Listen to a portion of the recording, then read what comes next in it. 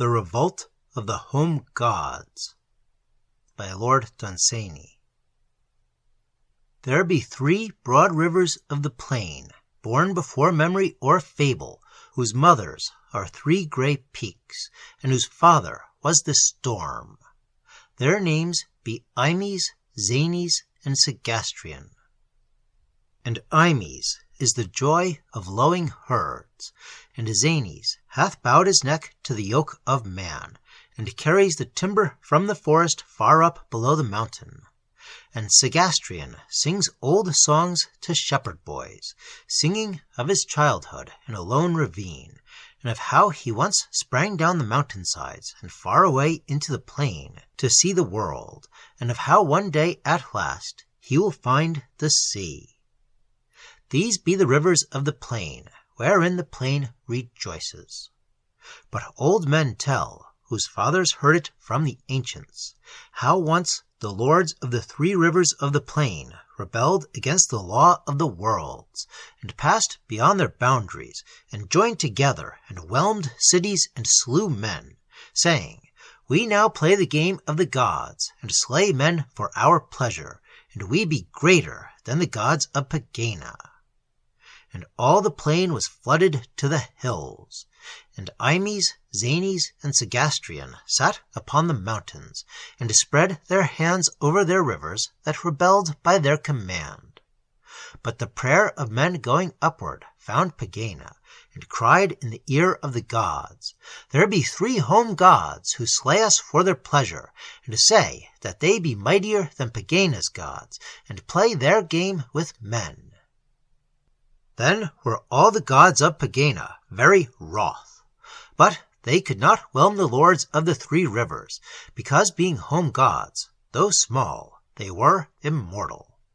And still the home gods spread their hands across their rivers, with their fingers wide apart, and the waters rose and rose, and the voice of their torrent grew louder, crying, "Are we not Imes, Zanes, and Sagastrian?" Then Mung went down into the waste of Afric, and came upon the drought Umbul, as he sat in the desert upon iron rocks, clawing with miserly grasp at the bones of men, and breathing hot. And Mung stood before him as his dry sides heaved, and ever as they sank, his hot breath blasted dry sticks and bones. Then Mung said, "Friend of Mung, go thou and grin before the faces of Imes, Zanes, and Sagastrian, till they see whether it be wise to rebel against the gods of Pegāna." And Umbul answered, "I am the beast of Mung."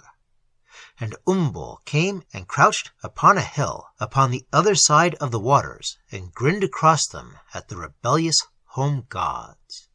And whenever Imes, Zanes, and Sagastrian stretched out their hands over the rivers, they saw before their faces the grinning of Umbul.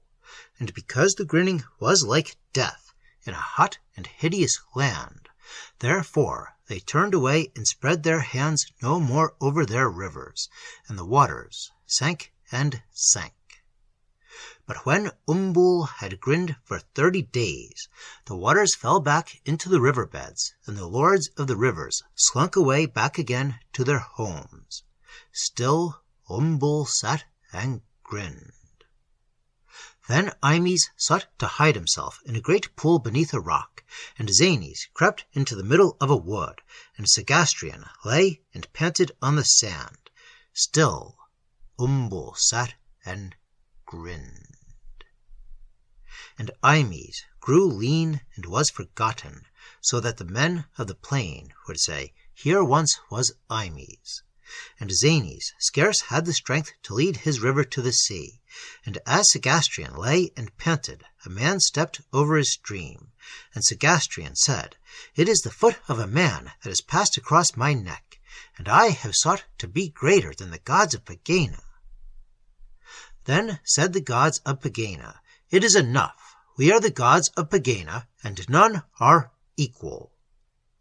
Then Mung sent Umbul back to his waste in Afric, to breathe again upon the rocks, and parch the desert, and to sear the memory of Afric, into the brains of all who ever bring their bones away.